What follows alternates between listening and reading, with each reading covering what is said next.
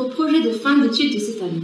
Alors, notre projet de fin d'études de cette année est s'intéresser sur l'étude de la prévention et le traitement du diabète de type 2 et ses complications par l'utilisation d'armoise l'Artemisia herba alba, au égard à ses propriétés antioxydantes et capacités modulatrices de l'assimilation de sucre. Et quel est l'intérêt de ce sujet? L'intérêt de ce sujet est de valoriser l'armoise et savoir sa composition chimique et leur effet antidiabétique. Avant de parler de la plante armoise, il y a lieu de donner quelques statistiques sur le diabète. D'après l'OMS et les organisations œuvrant pour la lutte contre le diabète, il y a 463 millions de diabétiques dans le monde en 2019. Ce chiffre est devenu 537 millions en 2021, c'est-à-dire 74 millions de diabétiques de plus en 2 années consécutives. Il faut aussi rappeler que 6,7 millions de personnes sont décédées en 2021 par le diabète, soit une augmentation de 2,5 millions par rapport à 2019. En 2021, 81% des adultes diabétiques vivent dans des pays à revenu faible ou intermédiaire. Au Maroc, il faut aussi rappeler que plus de 2 millions de personnes âgées de 18 ans et plus sont diabétiques. Donc 50% méconnaissent leur diabète et le nombre d'enfants diabétiques est estimé de plus de 15 000 d'après le ministère de la Santé publique. Le diabète type 2, maladie silencieuse, a des conséquences graves sur la santé de manière générale. Comment s'installe ce diabète type 2? Eh bien, ça commence par d'abord un hyperinsulinisme pendant 10 à 20 ans et maintien de la glycémie inférieure à 1,20 g par litre. Après, on assiste à une décroissance de l'insulinémie et dépassement de la glycémie à jeun, 1,20 g par litre. Et on parle d'insulinodéficience. Alors, d'après la définition de l'OMS, il faut rappeler pour le diabète qu'une glycémie où une personne est déclarée diabétique lorsque sa glycémie à jeun dépasse 1,26 g par litre. Après viendra l'insulinodéficience absolue et la glycémie à jeun va dépasser 2 g par litre cette fois-ci. Le tissu musculaire, il faut le rappeler, est le siège principal de cette insulinorésistance. Comme le sujet du projet de fin d'études PFE concerne le diabète eu égard aux antioxydants de la plante armoise, il faut dire quelques mots sur le système oxydant. Alors, le système oxydant lié au métabolisme de l'oxygène est dénommé tout simplement ROS. ROS ou Reactive Oxygen Species, ou tout simplement espèce réactive d'oxygène, et qui découle tout simplement d'un dysfonctionnement au niveau de l'utilisation de l'oxygène, O2. Ça se passe à 90% au niveau de la chaîne respiratoire. Et on assiste à la formation de ce qu'on appelle l'anion superoxyde. Et puis après, par dismutation, on assiste à la formation du peroxyde H2O2, et puis après, suite à la présence d'éléments fer, par exemple, il va y en avoir formation d'un autre radical libre, cette fois-ci très dangereux, très réactif, qui est le radical hydroxyle, OH point, et qui va un tout petit peu entraîner des aberrations au niveau des protéines, au niveau de l'ADN et au niveau des lipides. Il faut rappeler aussi que le glucose lui-même peut générer des oxydants de type ROS. L'exemple en est la production de H2O2, peroxyde d'hydrogène, par le glucose, la glucose oxydase agissant sur le glucose. Alors ce peroxyde lui-même qui est le H2O2, peut se transformer en radical hydroxyle, OH, en présence d'éléments fer, Fe2+. Aussi, comme montré à droite, le glucose en excès peut réagir avec des radicaux hydroxyles et se transformer en d'autres molécules avec production d'autres formes réactives d'oxygène.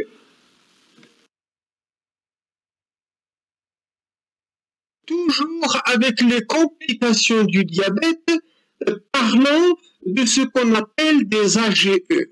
Des AGE ou Advanced Glycation End Products, ou tout simplement produits terminaux de glycation avancée. Glycation de quoi?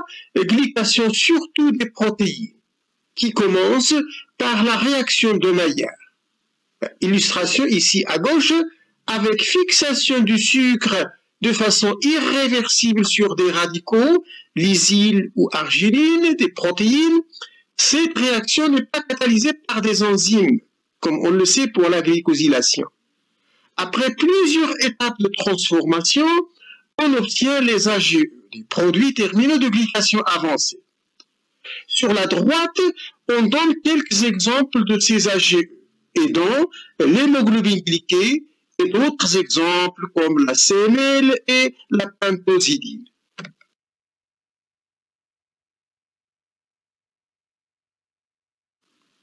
Les réactions de glycation s'accompagnent des réactions d'oxydation complexes en présence de métaux et deviennent ainsi génératrices d'espèces réactives d'oxygène, ROS.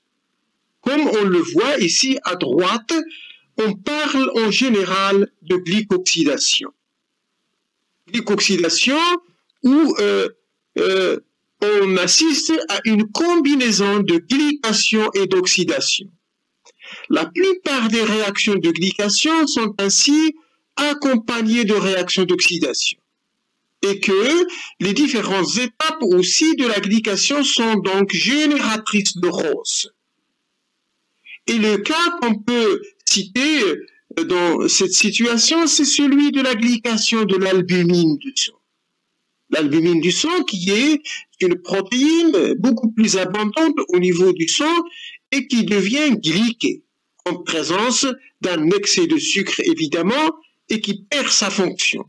Sa fonction qui est entre autres une fonction d'antioxydation. Au lieu d'être antioxydante, l'albumine glyquée devient pro-oxydante, génération donc de ROS, etc.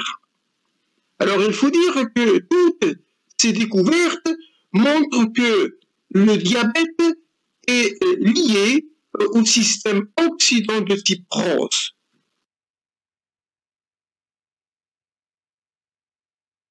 Pour supprimer les oxydants qui sont néfastes pour la santé, il faut utiliser des antioxydants.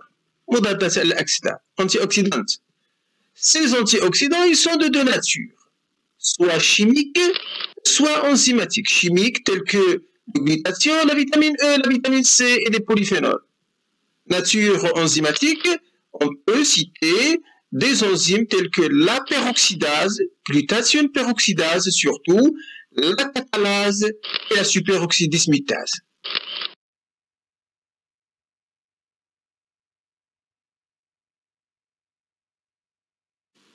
Avant de parler de la plante armoise et ses propriétés antioxydantes, il y a lieu de dire quelques mots sur les polyphénols des plantes, dont l'armoise évidemment, et qui peuvent jouer le rôle d'antioxydants.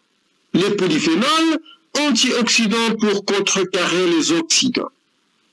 Il faut dire que les polyphénols qui sont des antioxydants, d'ailleurs les plus abondants, sont principalement classés en acide phénolique, par exemple l'acide caféique, et en flavonoïdes, par exemple la quercétine. Aussi, les polyphénols sont considérés comme d'excellents piégeurs des ROS, des espèces réactives d'oxygène, et sont aussi de très bons collatérateurs des métaux de transition, comme le fer et le cuivre, d'après beaucoup de travaux. Aussi, les acides phénoliques ont des effets anti-glycation. C'était démontré vers les années 2011 et même avant. Et aussi, les flavonoïdes ce sont des inhibiteurs efficaces de la glycoxydation induite par les sucres.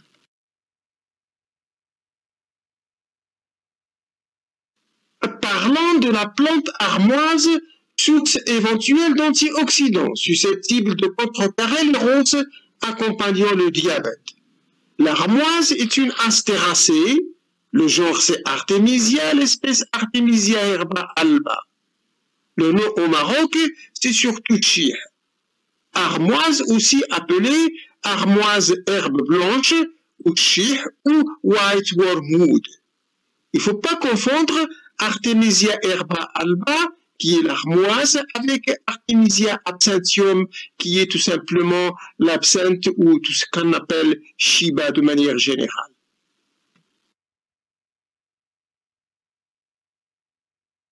Cette plante est connue par plusieurs activités, dont activité anticancéreuse, activité anti-inflammatoire, activité anti-allergique, activité antioxydante et aussi activité surtout antidiabétique.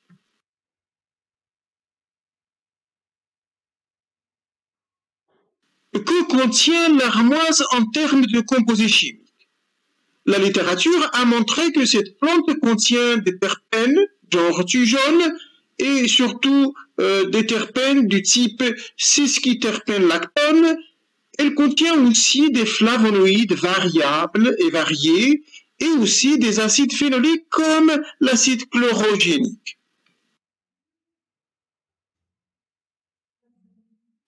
Comme partie pratique de ce projet de fin d'études, le phénol toto et les peroxydases ont été testés dans la partie aérienne de l'armoise. Les résultats sont comparés avec ceux trouvés pour deux autres plantes, la verveine et la lavande. On rappelle que les phénols et les peroxydases sont des antioxydants qui vont interagir avec les oxydants de type ROS.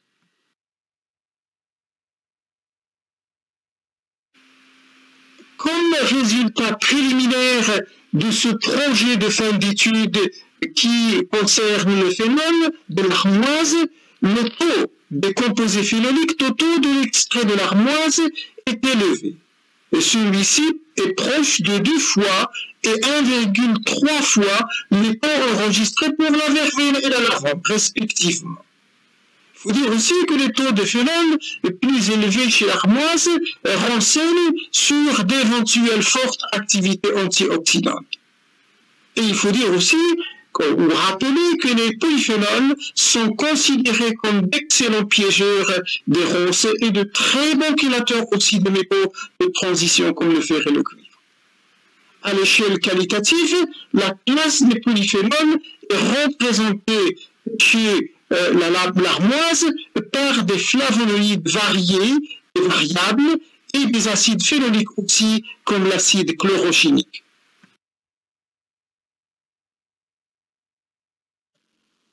En plus d'une activité antioxydante rattachée au polyphénol de l'armoise, l'activité hypoglycémiante des extraits de l'armoise est liée à leur activité inhibitrice de l'assimilation des sucres. Il a été démontré qu'avec le diabète type 2, l'hyperglycémie postprandiale peut être diminuée en retardant tout simplement l'absorption du glucose par inhibition des enzymes hydrolysantes des glucides, dont l'alpha-amylase et l'alpha-glucosidase du tube digestif. Il a été démontré aussi que l'acide caféonylquinique est très essentiel dans ce sens par son effet inhibiteur très prononcé pour l'alpha-amylase et relativement moins contre les alpha-glucosidases. Et ceci, bien sûr, par comparaison à l'effet de la carbose, qui est un médicament souvent utilisé pour diminuer la glycémie postprandiale. Revenons au deuxième type d'antioxydant enregistré chez l'armoise. Il s'agit d'antioxydants de type enzymatique cette fois-ci, peroxydase en particulier. La partie expérimentale de ce PFE a montré qu'en plus de sa richesse en polyphénol, l'armoise présente des taux relativement élevés en peroxydase. comparativement aux deux autres plantes essayées, la verveine et la lavande. Ainsi, l'armoise reste riche en antioxydants de manière générale. Comme conclusion et perspective, cette étude préliminaire a permis de démontrer la richesse de l'armoise en antioxydants de nature chimique, phénol ici et enzymatique peroxydase. Ceci est en faveur de l'élimination des espèces réactives d'oxygène, les ROS, accompagnant la glycoxydation et la glycation des protéines résultant du diabète. En outre, il n'est pas exclu aussi que les extraits de l'armoise contiennent des inhibiteurs d'amylase et de glucosidase, qui sont susceptibles de limiter la digestion des sucres et contribuer ainsi à limiter la glycémie postprandiale survenant lors du diabète. D'autres études biochimiques et pharmacologiques permettront certainement d'élucider de manière plus approfondie le rôle antidiabétique de l'armoise.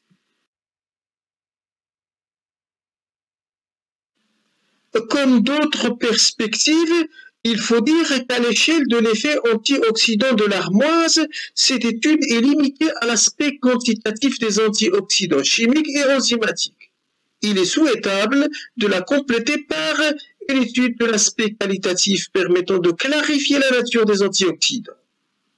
À l'échelle de l'effet de l'armoise sur l'assimilation du sucre, il reste à développer l'aspect enzymologique des enzymes intervenant dans l'assimilation du sucre.